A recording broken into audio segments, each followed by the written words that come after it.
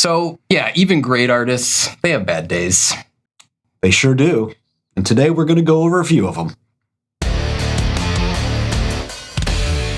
Hey, what's up, everybody? I'm Guy Wozniak. Joined with me, as always, is my good friend and co-host, Matt. Hey! And we are the Comic Book Guys, here to talk about some bad art again. We did a video recently talking about like the top 10 worst covers of all time, and we got some great comments. And some people were very quick to point out, like, you know, these aren't bad artists. They've all done good stuff. So we thought, let's revisit this idea with new artists, and let's look at some of their good stuff, and some of their bad days. Yeah, a little different twist on it. This should be fun. So without any further ado, we'll dive right into it. All right, first up is Milo Manara, or Manara. Manora? No. I'm not Italian, I don't know. But yeah, a very, very talented artist. No disputing that. And yeah, this cover here is a perfect example. Yes, the cover is Guardians of the Galaxy #1. It's the variant cover by him from 2013. Gorgeous artwork. I mean, she looks breathtaking. I mean, beautiful, beautiful cover.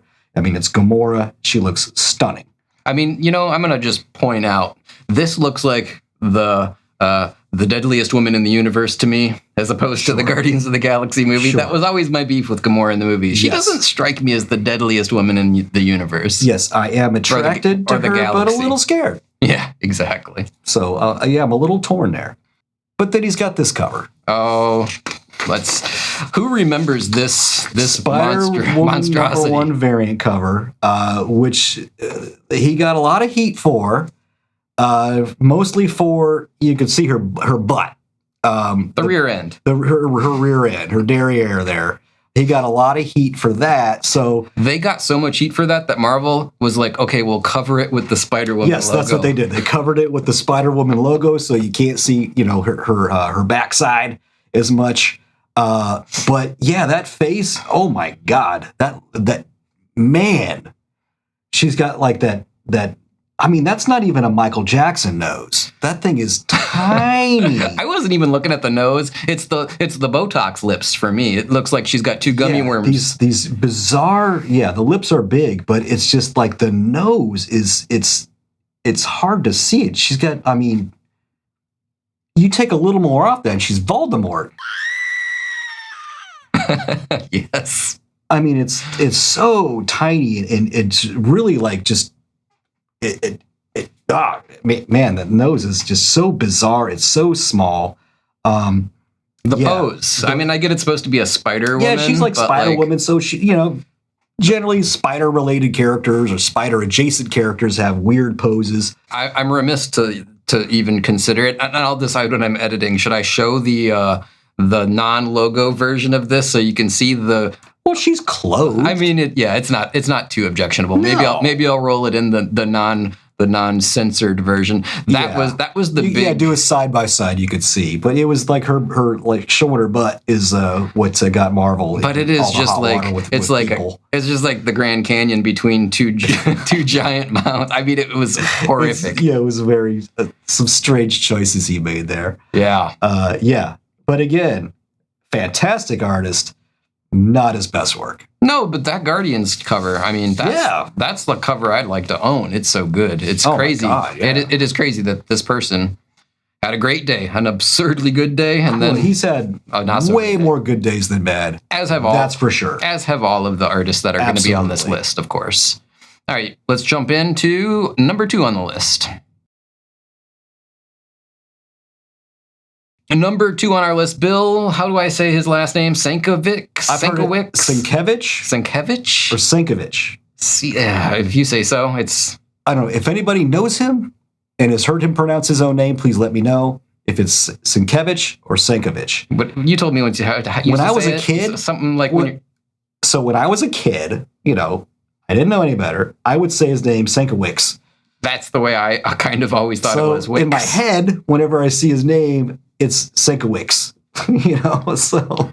Well, anyway. But I have to consciously correct myself, either say Sienkiewicz or Sienkiewicz. Well, Bill Sienkiewicz, he's had some great covers. Oh, yeah. So what we got here for his exceptional example, and I will call this an exceptional cover. I love this style, this I don't know, is that oil paint? Is that watercolor? This is Bill at his best. It's Dazzler number 33. It's kind of the Michael Jackson Thriller homage sort of thing. Wow, amazing. It just screams 80s. It's got perfect style. It's spooky, but it's also beautiful at the same time. Fantastic. Love that cover. Fantastic cover. It's one of my favorite covers by him. Do you own Dazzler 33? I do. I have this. Yeah. I have the full Dazzler run. It's not a crazy series. Really? It's just a fun, goofy series that I enjoyed reading. And he did a lot of some covers in the later issues of the series, which are just a lot of fun. His covers are amazing. Well, his artwork in general is amazing. He did interiors on a lot of books back, like New Mutants. And I loved his New Mutants. His old New Mutant stuff was beautiful. And not a lot of people like his style, but I've heard some people say, I didn't like it at first, but then it grows on you. But yeah, just very stylized. And of course, his Elektra books are just crazy good. So fantastic cover. Beautiful cover by him. Obviously an artist that is capable of greatness. Oh, yeah. On the other hand, and I mean, this isn't the worst cover in the world, but it is bizarre. It is real bizarre. We got Peter Parker, The Spectacular Spider-Man, number 133 from 1987. The Dazzler was from 1984, by the way. This reminds me, it could be one of either things. It reminds me of what happens when a really good artist tries to draw an image on really mind-altering drugs or is having some sort of mental breakdown. Like, this looks like the musings of a psychopath. This looks like something out of off a sketch pad, like a doodle pad. Yeah. Like he's just basically just doodling, drawing stuff. That's what it looks like to me. Have you read this comic? Is this depiction of black costume Spider-Man not actually, is this some sort of like shadow version of Spider-Man? I have read this, but it's been a very, very long time. It's weird because I don't know. Well, it's part 3 of a storyline. It's the conclusion. Yeah. Oh, yes. The Fall of the Mutants is coming. Mm-hmm. Yeah, that's. I don't know what that has to do with Spider-Man, but that's just for the instead of the barcode, they put something. Remember, it was like the black Spider-Man's head and stuff like that, and sometimes it was Cap Shield and stuff like that. Those were fun. I like that. But yeah, this is just messy, kind of sloppy. It looks very, very sloppy. It looks very rushed. And like I said, off of just a doodle pad. He's just doodling on a notepad. Yeah, not his best work at all.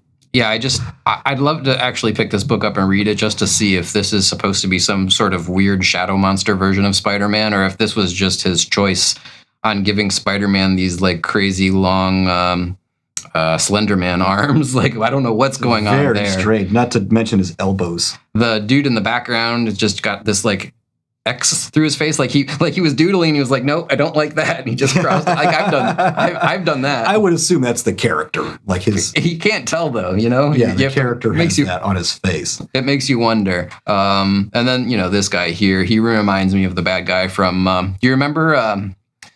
Liquid Television had an Aeon Flux or Eon Flux cartoon. Yeah. It reminds me of the bad guy from Eon Flux, kind of a little bit, but just kind of really poorly drawn. Anyway, not a great outing. Very strange. This is very, very subpar for him. If I had to choose between owning this and his Dazzler cover, I would definitely own the Dazzler cover. I think everybody would rather own that. Yeah, I think that's a no-brainer there. All right, up next is Frank Miller. That's right. He has had some absolutely stunning artwork. Not so much lately. He's been doing bangers longer than I've been alive. Absolutely. But in the last few years... And I got to say, in my opinion, his crowning achievement, the best artwork he's ever done was Wolverine, the cover for Wolverine #1. The miniseries. The miniseries. Yeah. That cover is amazing. It's just Wolverine's face holding up his claws with the little come over here, pal. Get over here, pal. Yeah. Frank Miller, Wolverine #1. Awesome book. He's done lots of awesome stuff. Beautiful cover. To me, the best work he's ever done. But this, not so much. Oh, Lord. This is, yikes. This is Sabretooth, The Dead Don't Talk. This is the B cover, so it's the variant cover. This came out last year, 2025. This is real recent. Yeah, that is apparently Sabretooth. Now let's preface this real quick, though. We understand Frank Miller has health problems. I'm not fully aware of what his health issues are. That's not. He's getting older, though. He's older, though, and I understand he does have some health problems. I'm not sure. We're not making fun of him because of his health problems. We're just critiquing artwork. Yeah, and I think it's fair to artwork. He chose to draw it and have it published. I think we're fair to critique it. That's all I want to say. There's something that you drew and you put out there. Yeah. He's not a horrible human because we don't like it. Frank Miller's a terrible monster and he deserves to be, strung up by his fingernails. But we're going to give him a little ribbing on this one. Sure, This troll thing. And please, you think Frank doesn't know that this isn't his best work? Please. Yeah. Of course he does. But, hey, he's getting a payday for it. Hey, okay. That's fine too, man. Yeah, that's cool. Yeah, of course. Yeah. But what do we have here? Yikes. Is that Sabretooth? Dude. Frank, man. It reminds me of the troll under the bridge from the fairy tales, Yeah. Like you're going to have to answer a riddle. Riddle to get across the bridge. Oh, yeah. Or I'm more like this. To me, this face is saying, get off my lawn, you crazy mutants. Yeah. You know what? Like old man Sabretooth. It kind of reminds me of like really angry old like Jim Henson puppets, like Fraggle Rock. Okay, yeah, Fraggle Rock or something. Yeah. I don't know. Like I'm seeing like old Jim Henson puppet kind of vibes from this, which is a little bit endearing, but obviously that's not what it's supposed to be. No, this is more get off my lawn vibes for sure. Yeah. This was just so bizarre. Yeah, it's weird. And his uneven eyes just really... Yeah, they're a little wonky. Just a little off there. Yeah. I don't know. Something about it is kind of endearing to me, but yeah, it's not... Certainly, if we're talking about the best work Frank Miller has ever done, this is not going to use talk... But this is not it. It's not cracking the top 10 of the best stuff. It cracks the top 10 of the worst, though. Yes. Let's roll on to number 4. All right, now you guys probably all know, and Matt, of course, knows, the early 1990s is like my era for comic books. Yeah. And I wanted to find a Rob Liefeld to put on this list, a good and a bad, because like he's done some good stuff. Absolutely. And he's done lots of bad stuff. But you know what I said I'm going to do instead? I'm going to blow some minds here. And I'm going to do a Todd McFarlane because the one that I picked for bad, I think a lot of people are going to disagree until I show you what I noticed. I don't know. I think that's sacrilege, man. I think... But the great Todd McFarlane... I think you were kicking a hornet's nest here. No, you'll see. The great Todd McFarlane cover, though, of course, Amazing Spider-Man 300, probably the most homaged cover of all time. Everybody has done a copy of this cover in some way, shape, or form. The Hulk Wolverine cover is, in my opinion, more iconic, I think. You think so? I mean, we could go either way. Well, you know what? I'm not the big Spider-Man guy that you are. Yeah. To me, that's the more iconic cover. But you know what? That's my opinion. You got your opinion. Well, we're not saying this is his best cover anyway. We're just saying this is a great cover. Oh, yeah. There's no disputing that. That's a great cover. So, yeah, we could split hairs over. Is it Hulk 340?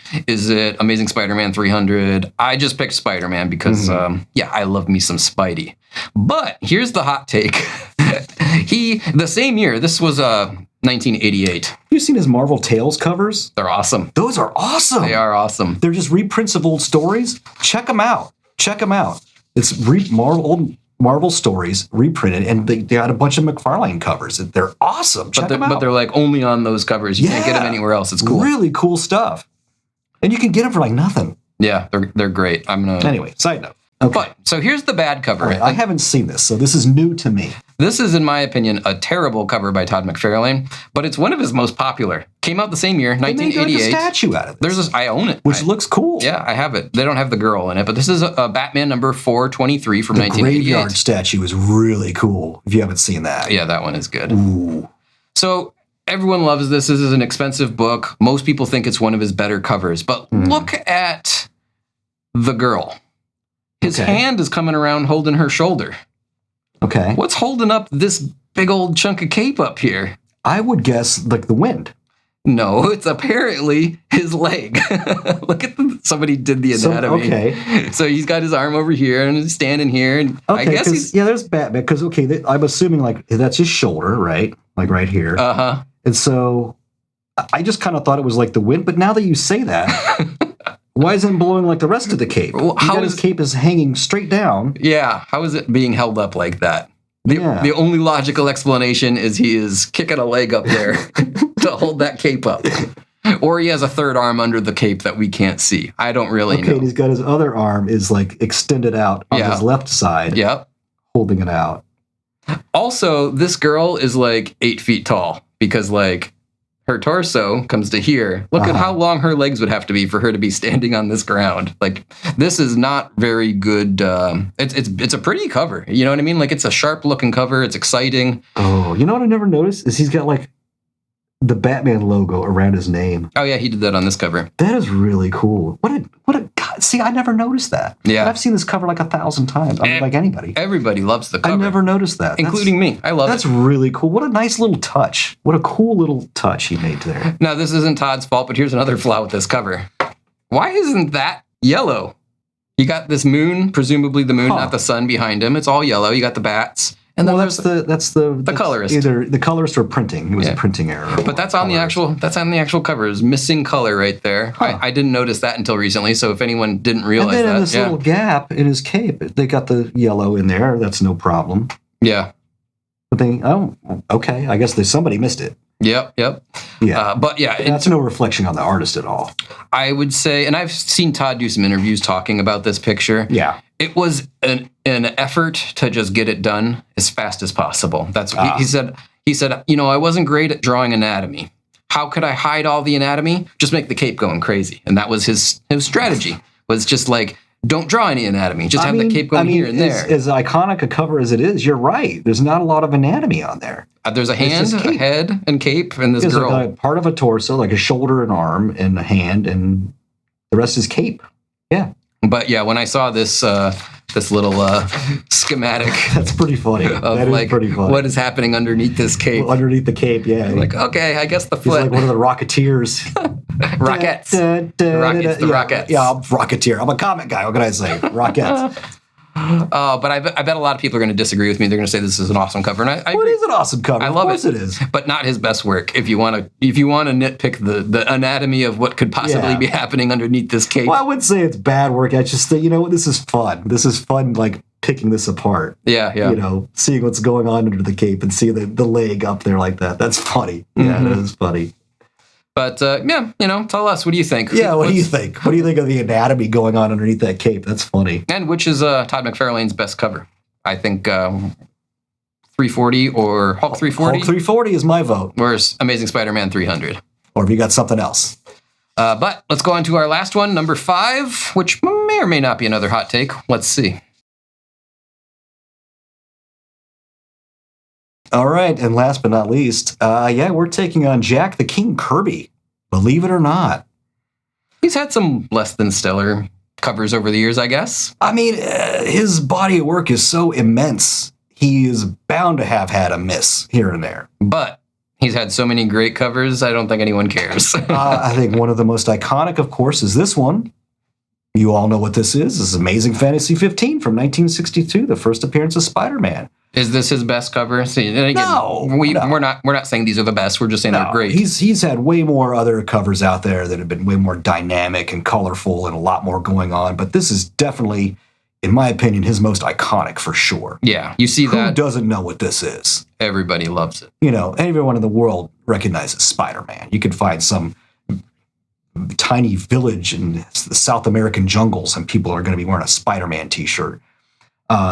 Yeah, it's crazy. But then, he's had some weird stuff too. Like McFarlane, I'm going to preface this by saying, like, this isn't terrible, but it's certainly not his best work, right? No. It's a little off-putting. But yeah, yikes. Captain Victory and the Galactic Rangers. Have you ever even heard of this book before? No. It's from 1981, so it's later in his life. But yeah, this is very bizarre. What's really throwing me off is this guy's head and his left arm. Yeah, I mean, it's all about the focal point, the most important part of the image, and it just falls apart right there for me. Very bizarre. The placement of the head and that arm is it doesn't look anatomically correct at all.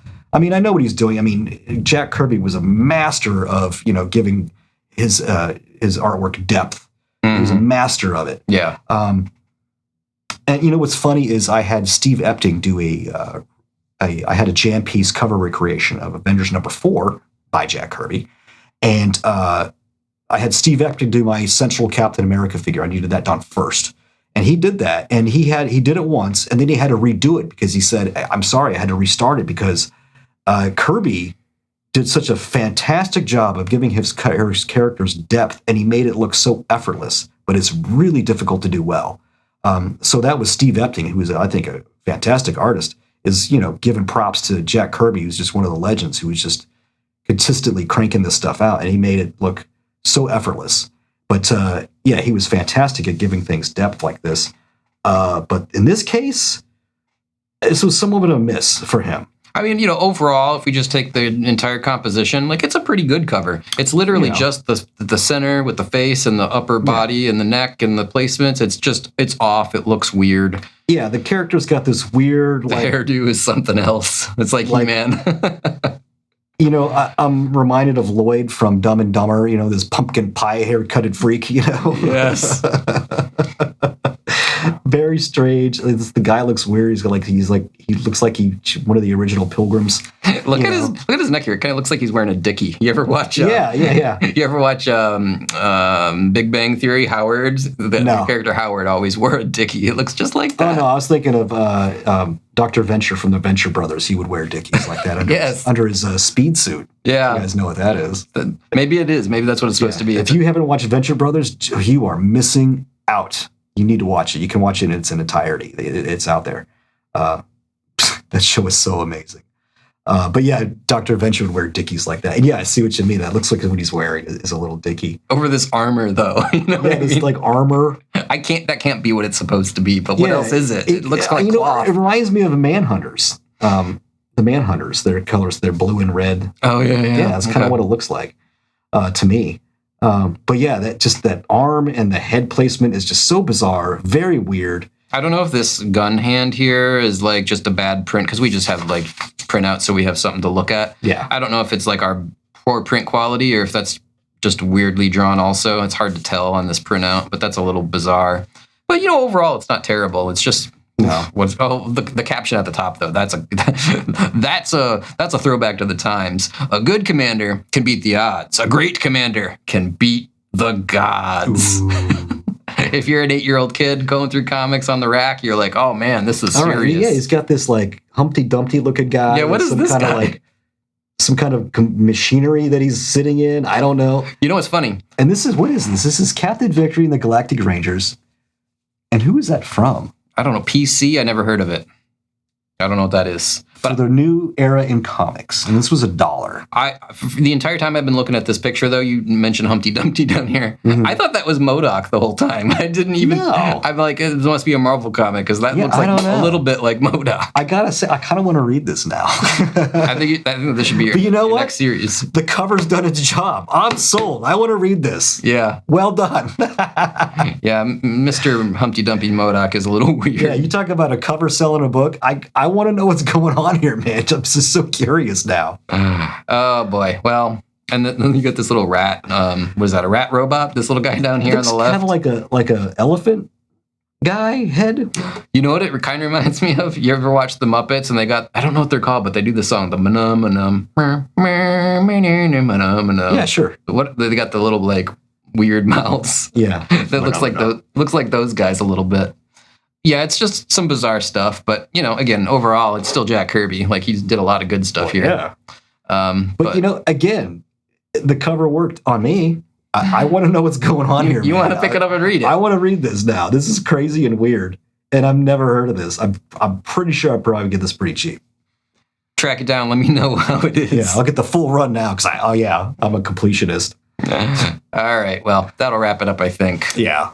All right, guys, those were just 5 examples of great artists and their great artwork. And, some of their not so great artwork. Well, some of their not so great. Yeah, exactly. But thanks for tuning in and watching. Do me a favor, click that like button, click the subscribe button. Come on over to our Facebook group. Our Facebook group, yeah. That's a lot of fun. We're up to like 970 members or something. And everybody's sharing the coolest stuff, man. So keep it up, guys. Join us over there. Share your stuff. We want to see it. We're dying to see your stuff. What you got? Yes. And your nerd rooms. Show us your nerd rooms, man.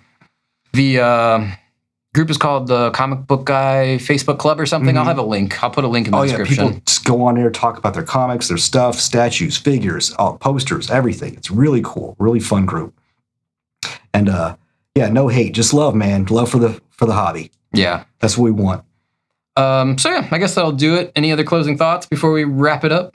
No, that's it. And let us know what some covers, some bad and some good and not so good covers from your favorite artist. Because everybody's made a couple of stinkers, and you know what? Why don't you share with us what you think there are? And hey, maybe we'll do a video about those too. That'd be a lot of fun. Yeah, that would be cool.